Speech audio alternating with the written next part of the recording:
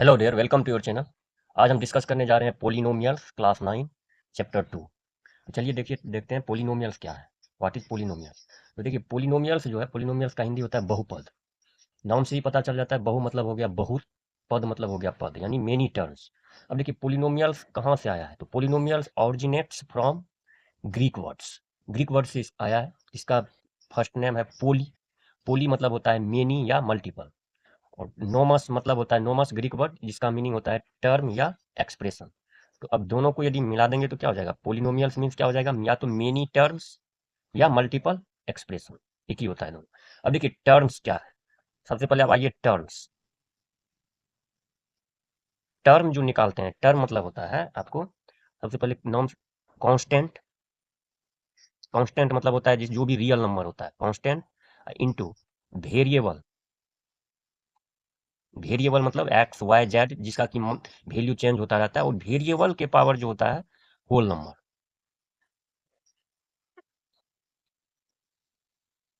या positive number या positive integer, यही होता है टर्म। इसी से बनता है पोलिनोमियल।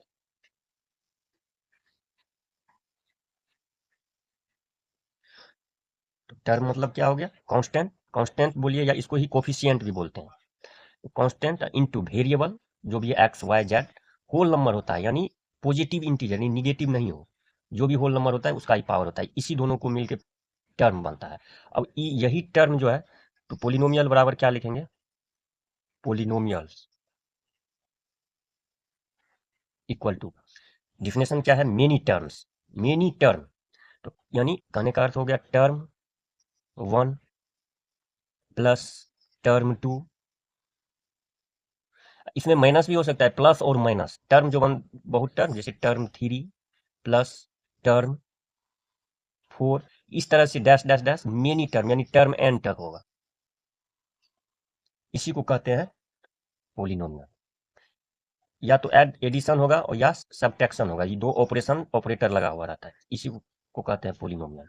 अब हम डिस्कस करेंगे कांस्टेंट वेरिएबल क्या है। कांस्टेंट, सबसे फर्स्ट में आइए कांस्टेंट।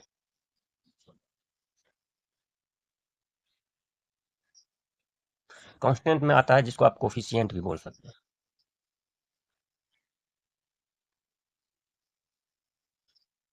कांस्टेंट में आता है ऑल नंबर, यानी रियल नंबर।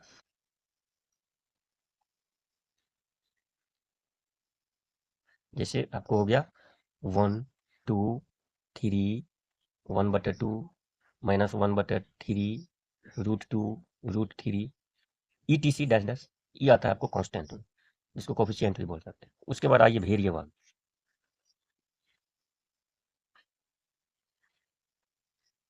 वेरिएबल में हम लिख सकते हैं क्या क्या, जिसका कि वैल्यू जो होता है टाइम पे चेंज होता रहता है। जैसे एक्स हुआ, कभी हम एक्स लिखते हैं, कभी वाई लिखते हैं, कभी जेड लिखते हैं, डैश डैश डैश, इसको हम कहते हैं variable.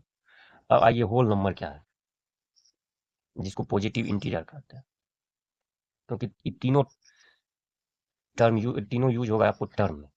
Whole numbers, whole numbers हो गया जीरो से स्टार्ट होता है, जीरो, वन, टू, थ्री, से लेके इनफाइनाइट पॉजिटिव इंटीजर, यानी जो भी पॉजिटिव इंटीजर है, ये हो गया होल नंबर। अब इसको कैसे टर्म बनता है, तो टर्म देखिए, फर्स्ट टर्म हमको लेना है, टर्म वन। मान के चलिए इसको हम डिनोट करते हैं टी वन, फर्स्ट टर्म हुआ। तो टी वन क्या होगा, इसका डिफिनेशन, इसका जो अभी बताएं क्या होगा, variable, sorry constant into variable के पावर पॉजिटिव इंटीजर या होल नंबर। ये अभी बता चुके हैं हम, होल नंबर। तो देखिए अब इसमें आप मान पुट कर दीजिए, यानी टी वन निकालना, किसी में टी वन टी टू सब में यही फार्मूला अप्लाई होगा। तो क्या होगा, कांस्टेंट हम ले लिए, आपको वन ले लिए, इनटू वेरिएबल में आपको कोई भी एक्स ले लेंगे, इसके पावर जीरो दे देंगे। कोई एक चीज वन भी दे सकते हैं।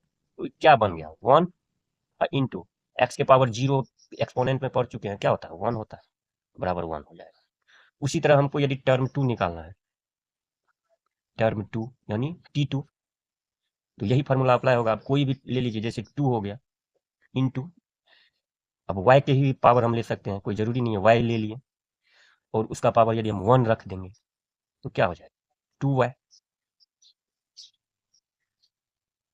अब जैसे t3 लिए तो t3, अब जैसे हम 1 लिए, 1 हो गया आपको वेरिएबल अति कांस्टेंट, कांस्टेंट से लेंगे तो उसके बाद फार्मूला यूज करेंगे कांस्टेंट इंटू वेरिएबल के पावर होल नंबर यानी पॉजिटिव नंबर इंटीजर। तो 1 इंटू जैसे अब हम x लिए, इसका कोई भी x, इसमें पावर ले लेंगे क्या कहते हैं 3 ले लिए, क्या हो जाएगा 1 इंटू x3 यानी x3 हो जाएगा। तो इस तरह से ही जो है पोलिनोमियल क्या होगा, पोलिनोमियल इक्वल टू क्या हो जाएगा, इस सबको मेनी टर्म में हो जाएगा यानी 1 प्लस 2y माइनस x3 यानी प्लस और माइनस बीच में इस तरह से प्लस x4 माइनस 3x5, इस तरह से जो होता है मेनी टर्म, इसी को कहते हैं पोलिनोमियल। इसी तरह पोलिनोमियल जो है पोलिनोमियल बनता है। अब स्टैंडर्ड फॉर्म जो होता है पोलिनोमियल का वो कैसे बनता है उसके बारे में हम डिस्कस करते हैं। ये तो समझ गए पोलिनोमियल, इसमें ये सब टर्म होता है और यही टर्म मिलके क्या बनाता है पोलिनोमियल बनाता है। सिर्फ याद रखना है बीच में एडिशन और सब्ट्रैक्शन, दो में से कोई भी पोलिनोमियल में रह सकता है, कोई जरूरी नहीं है जो एडिशन ही रहेगा। तो अब देखिए स्टैंडर्ड फॉर्म क्या होता है पोलिनोमियल का, वो देखते हैं। स्टैंडर्ड फॉर्म ऑफ पोलिनोमियल, सबसे पहले अभी हम कांस्टेंट के बारे में चर्चा किए। कांस्टेंट क्या होता है, जो भी रियल नंबर होता है, जैसे हम 1 2 3 4 डैश डैश जो भी होता है 1/2 1/3 कोई भी ले सकते हैं। उसके बाद देखिए वेरिएबल क्या हो जाएगा,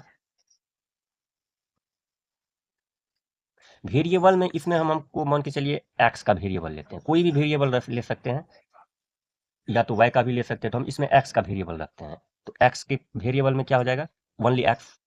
अब देखिए होल नंबर क्या होता है, जो कि पॉजिटिव इंटीजर होता है होल नंबर, होल नंबर में आपको क्या आ जाएगा 0 1 2 3 इस dash dash.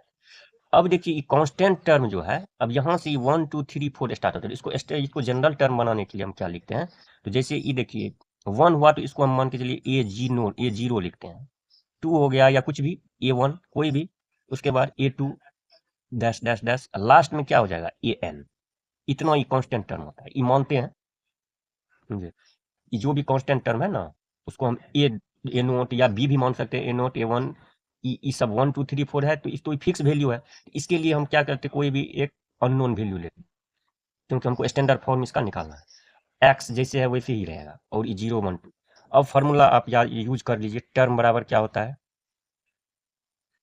Equal two variable sorry constant into variable के पावर क्या होता है होल नंबर।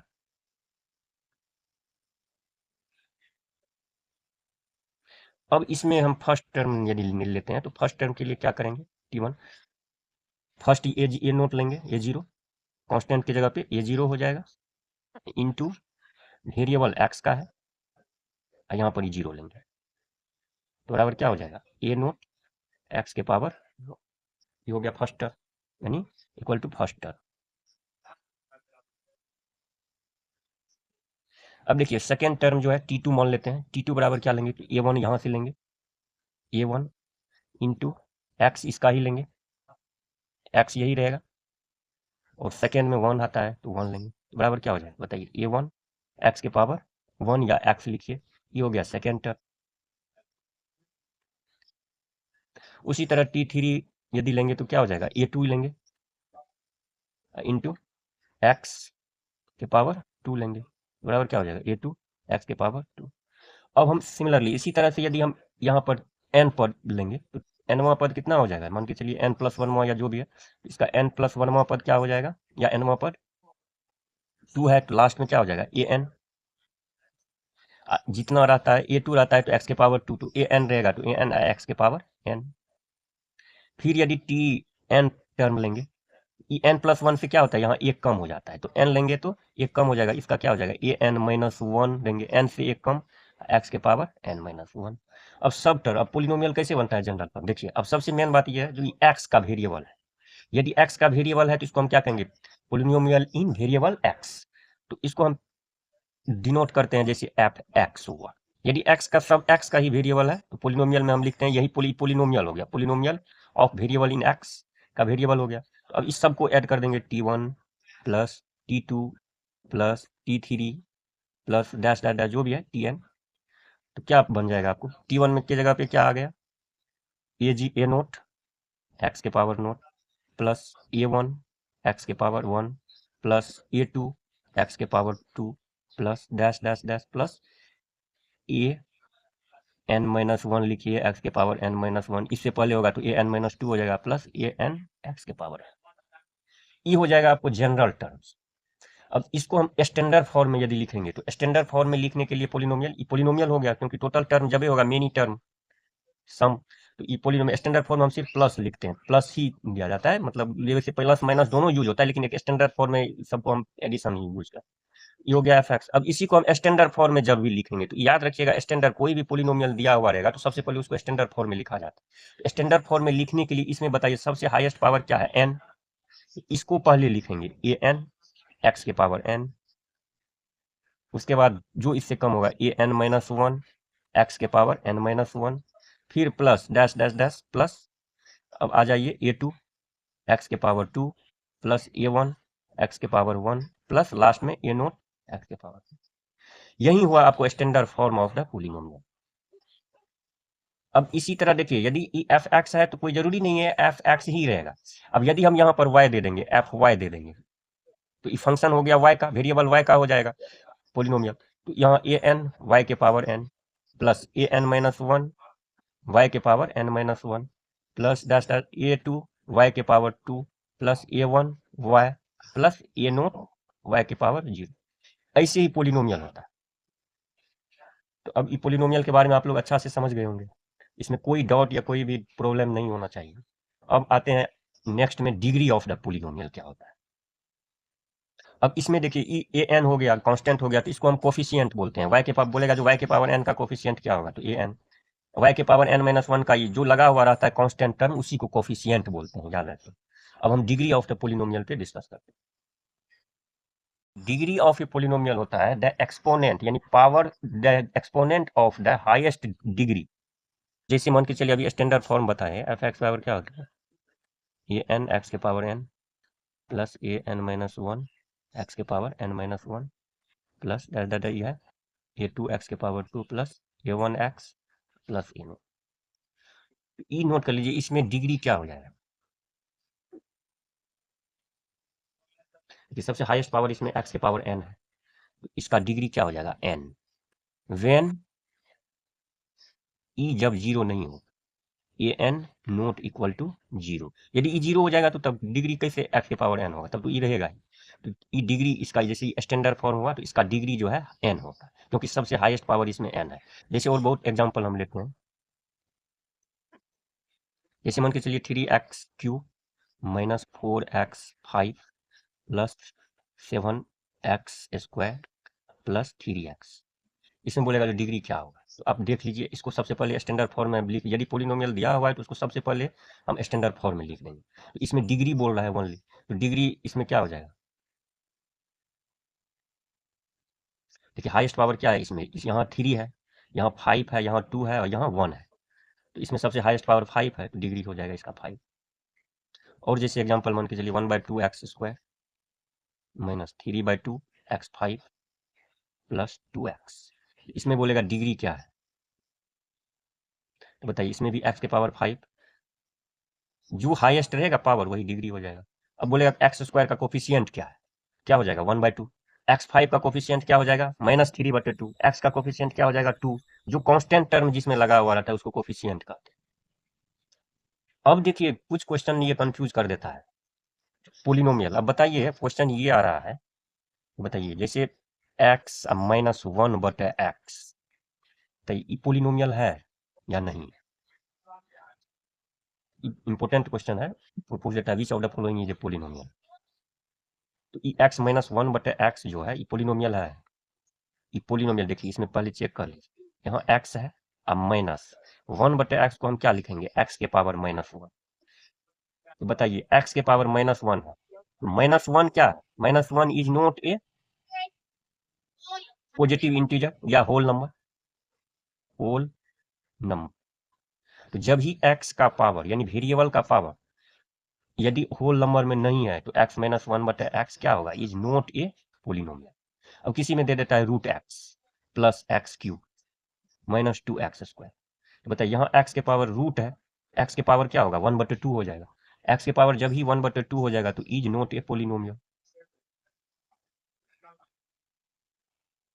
जब भी x के पावर फ्रैक्शन में आएगा या माइनस में आएगा, ये समझ जाइए x यदि नीचे में है, इसका ट्रिक, यदि x कहीं भी नीचे में यानी कांस्टेंट ऊपर में रहेगा, x नीचे में रहेगा, या एक्स स्क्वायर नीचे में रहेगा, समझ गए, या रूट लगा हुआ रहेगा, तो समझ जाएगा वो पोलिनोमियल नहीं होगा।